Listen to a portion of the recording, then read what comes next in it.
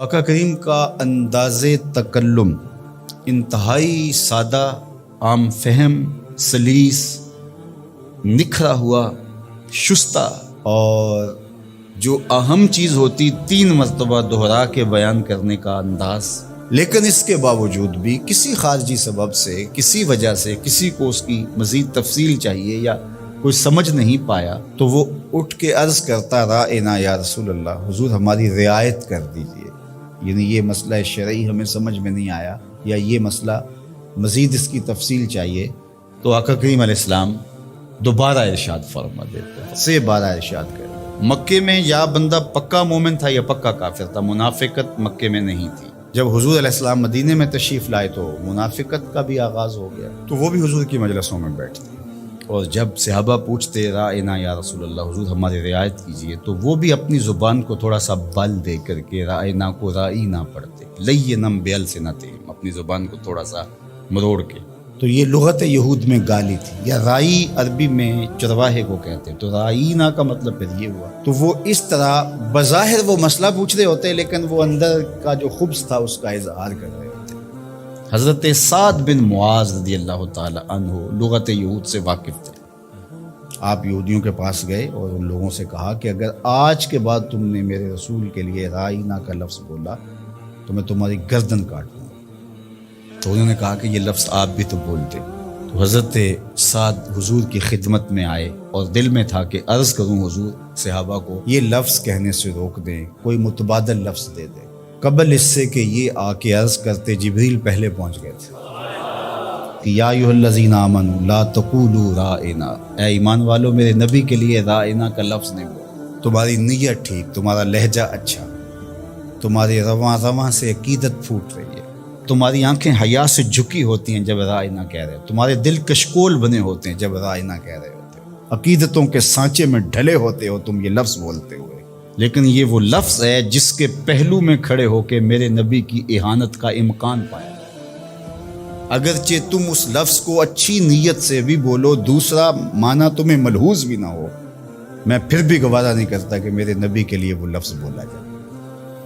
آج کے بعد تم نے میرے نبی علیہ السلام کے لیے رائنا کا لفظ نہیں بولنا۔ مالک کوئی اور لفظ بولیں گے تو لوگ اس لفظ کو بھی اپنے مفہوم کے لیے اور اپنے خبث باطن کے لیے استعمال کرنے لگ جائیں گے۔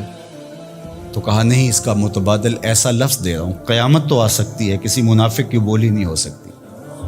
وہ لفظ کیا ہے؟ وَقُولُ انظُرْنَا، عرض کرو آقا ہم پہ نظر کرم کیجئے۔ وَقُولُ انظُرْنَا، حضور بس ایک نظر کر چھوڑو، سارے مسئلے حل ہو جائے۔ اور ابو ہریرہ نے کہا کہ انی اسمع منک حدیثا کثیرا، بڑی حدیثیں سنتا ہوں حضور، یاد نہیں رہتی، کوئی نظر کرم کیجیے۔ فرمایا ابسط رداک یا ابا، اچھا پھر چادر بچھاؤ۔ تو انہوں نے چادر بچھائی تو حضور نے ایسے فضا سے کچھ لیا اور ایسے ڈال دیا، کہا اس کو سمیٹو اور سینے سے جوڑ لو، کہا اس کے بعد میں نہیں کبھی بھولا۔ یہ ہے وہ انظرنا کا حقیقی مفہوم۔ تو اللہ اس لفظ کو بھی گوارہ نہیں کرتا۔ یہ محبوب علیہ السلام کی چوکھٹ کا ادب ہے کہ جو ایسا ذو معنی لفظ ہو، اس کا ایک معنی صحیح ہو، ایک معنی اس کا غلط ہو، بولنے والا صحیح لفظ صحیح نیت سے بول رہا ہو تو کہا نہیں، میرے محبوب کے لیے یہ لفظ نہیں۔ اللہ اکبر۔ تو یہ حضور کا ادب ہے جو حضور کے حقوق میں سے ہے۔ ادب کو ملحوظ رکھنے والوں نے تو کمال ہی کر دی۔ حضرت صائب بن یزید دیکھیے، وہ فرماتے ہیں کہ مسجد نبوی تھی اور میں ایک کونے میں بیٹھا تھا تو کسی نے مجھے کنکر مارا، میں نے جدھر سے کنکر آیا ادھر پلٹ کے دیکھا تو وہ حضرت عمر تھے رضی اللہ تعالیٰ عنہ۔ تو میں اٹھ کے ان کے پاس چلا گیا تو وہ فرمانے لگے وہ جو 2 لوگ باتیں کر رہے ہیں ان کو ذرا بلا کے لاؤ۔ تو میں گیا اور ان کو بلا کے حضرت عمر کے پاس لے گیا تو حضرت عمر نے ان سے پوچھا تم کہاں کے رہنے والے؟ انہوں نے کہا جی طائف کے رہنے والے۔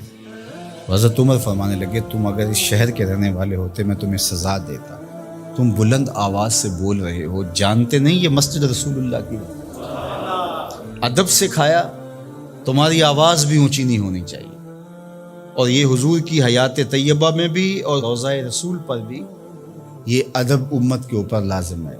مجھے بڑا دکھ ہوتا ہے جب وہاں جا کے لوگ بدتمیزیاں کرتے ہیں۔ لے سانس بھی آہستہ کے دربار نبی، یہ حضور کی چوکھٹ ہے۔ امام مالک نے 40 سال تک حضور کے روضہ انور کے قریب بیٹھ کے درس حدیث دیا ہے، اور 40 سال میں ایک بار بھی ایسا نہیں ہوا کتاب کے ورق کے پلٹنے کی آواز بھی پیدا ہونے دی۔ یہ حضور کا ادب ہے کہ اپنی آوازوں کو بھی پست رکھا جائے، اپنے لہجوں کو بھی کنٹرول کیا جائے، اور وہ انداز اختیار نہ کیا جائے جو عامیانہ پن سے جڑا ہوا، عامیانہ پن سے مخاطبت نہ کی جائے رسول کریم صلی اللہ علیہ وسلم سے۔